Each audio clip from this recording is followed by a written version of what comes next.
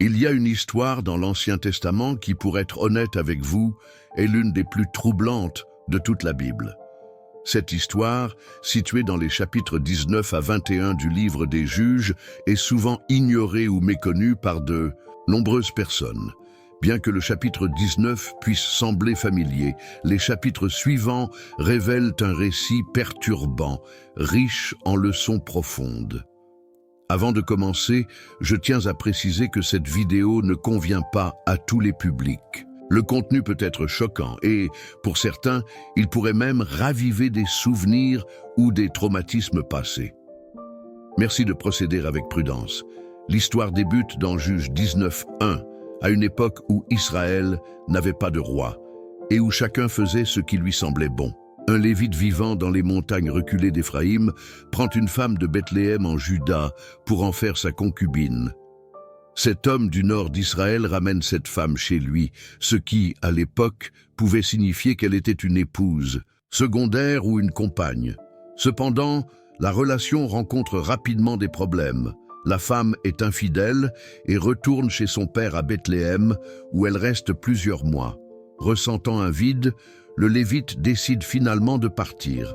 À sa recherche, voyageant vers le sud depuis Éphraïm pour la ramener. En arrivant à la maison de son père, il est accueilli chaleureusement. Le père insiste pour qu'il reste quelques jours.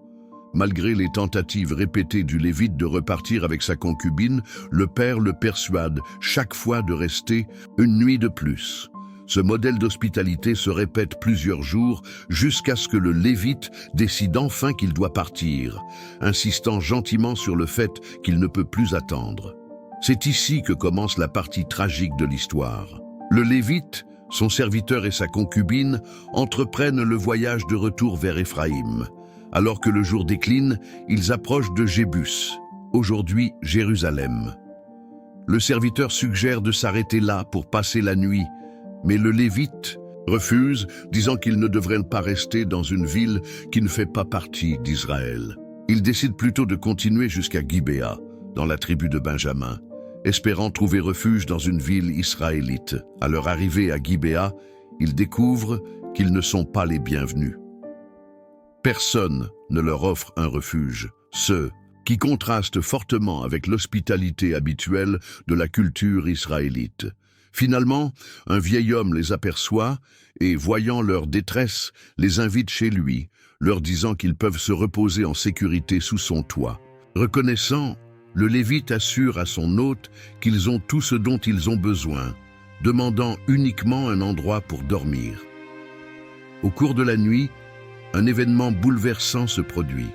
Des hommes malveillants de la ville entourent la maison et exigent que le Lévite leur soit remis, avec l'intention de l'agresser. Horrifié par leurs intentions, l'hôte les supplie de ne pas commettre une telle atrocité, offrant à la place sa propre fille vierge et la concubine du Lévite. Il leur implore de ne pas faire de mal à son invité, reflétant les normes culturelles de l'époque qui privilégiaient la protection des invités avant tout. Malgré ces supplications, les hommes refusent d'écouter. Désespéré, le Lévite finit par livrer sa concubine à la foule. Elle subit des abus inimaginables toute la nuit. À l'aube, elle est relâchée et s'effondre devant la porte de la maison alors que le soleil se lève. Cette histoire illustre le côté le plus sombre de l'humanité et soulève des questions sur la justice, la moralité et les enjeux sociaux de l'époque. La tragédie ne s'arrête pas là, car les conséquences de cet acte horrible conduisent à un conflit majeur en Israël, déclenchant une chaîne de violence et de vengeance. Si ce récit vous interpelle, partagez vos réflexions dans les commentaires. Quelles leçons pensez-vous que cette histoire peut nous enseigner sur la moralité et la justice? Au matin, le Lévite sort pour continuer son voyage. Il trouve sa concubine effondrée près de la porte, les mains tendues vers le seuil. Froidement, il lui ordonne de se lever et de partir, mais elle reste silencieuse. Elle est morte des abus, eux qu'elle a subis. Dans un tournant glaçant, il place son corps sur son âne et la ramène chez lui. Ce qui suit est encore plus choquant.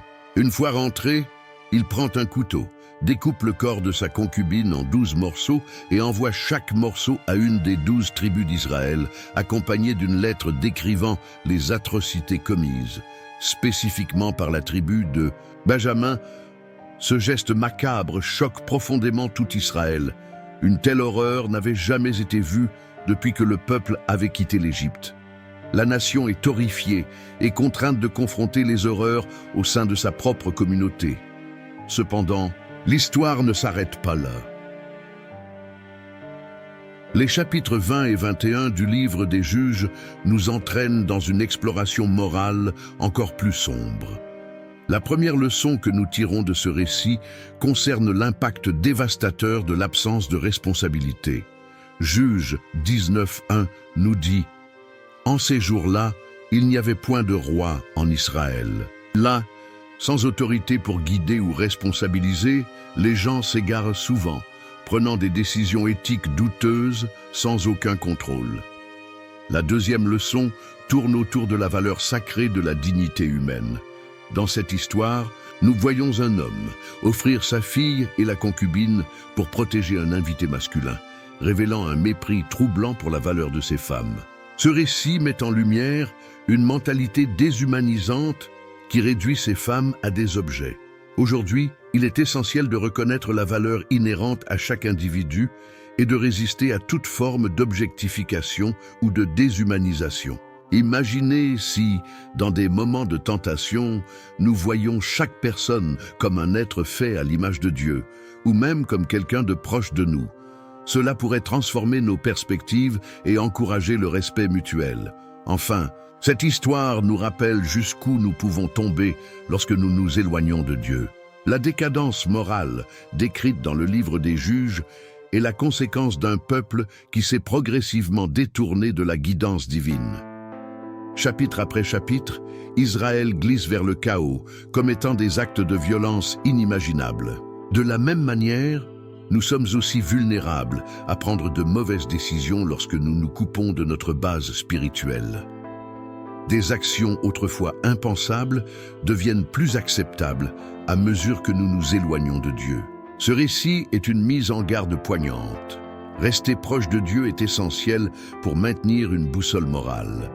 La tragédie se poursuit au chapitre 20, lorsque les 11 autres tribus d'Israël se liguent contre la tribu de Benjamin pour obtenir justice. Ce conflit, né de l'absence de responsabilité, aboutit à une dévastation encore plus grande. Une guerre sanglante éclate, laissant seulement 600 hommes survivants de la tribu de Benjamin. Cela soulève un nouveau problème. Comment assurer la survie de cette tribu avec si peu d'hommes et aucune femme pour perpétuer leur lignée? Pour résoudre ce dilemme, les Israélites décident d'attaquer la ville de Jabès, en Galaad, tuant les hommes et capturant 400 femmes célibataires pour les donner aux survivants de Benjamin comme épouses. Mais cela ne suffit pas. 200 hommes restent sans femmes. Pour contourner un serment qu'ils avaient fait de ne pas donner leur propre fille aux Benjaminites, les Israélites mettent en place un plan. Pendant un festival, lorsque les jeunes femmes sortent pour danser, les hommes de Benjamin sont autorisés à les capturer comme épouses. Bien que cette solution semble absurde et troublante, elle met en évidence l'impact des mauvaises décisions qui mènent à d'autres compromis moraux. Ce cycle de violence, d'objectification et de désespoir montre les conséquences à long terme de nos actions. Des familles ont été détruites, des communautés décimées, et l'unité d'Israël a été gravement compromise. Un message de miséricorde et de responsabilité, le livre des Juges, se termine par cette déclaration poignante. En ces jours-là, il n'y avait point de roi en Israël. Chacun faisait ce qui lui semblait bon. Ce verset résume le chaos moral et l'absence d'unité parmi les Israélites. Pourtant, au milieu de ce chaos, nous voyons la miséricorde de Dieu qui permet à la tribu de Benjamin de se reconstruire. Cela nous rappelle que, malgré nos erreurs, il y a toujours une opportunité de rédemption. Si cette histoire vous a touché ou interpellé, partagez vos pensées dans les commentaires. Quelles leçons pensez-vous que nous pouvons tirer de ce récit sur la justice, la moralité et la compassion? Cette histoire troublante du livre des Juge nous pousse à réfléchir profondément sur les conséquences de nos choix, l'importance de la dignité humaine et la nécessité d'une connexion spirituelle solide. Elle nous rappelle que même dans les périodes les plus sombres de l'humanité, des leçons puissantes peuvent être tirées pour guider nos vies vers plus de justice, de compassion et de responsabilité. Si cette exploration vous a touché ou interpellé, abonnez-vous à ce canal pour découvrir d'autres récits bibliques qui illuminent les défis et les vérités intemporelles de la vie. N'oubliez pas de laisser vos réflexions dans les commentaires. Quelles leçons avez-vous tirées de cette histoire? Ensemble, approfondissons ces enseignements pour enrichir notre compréhension spirituelle.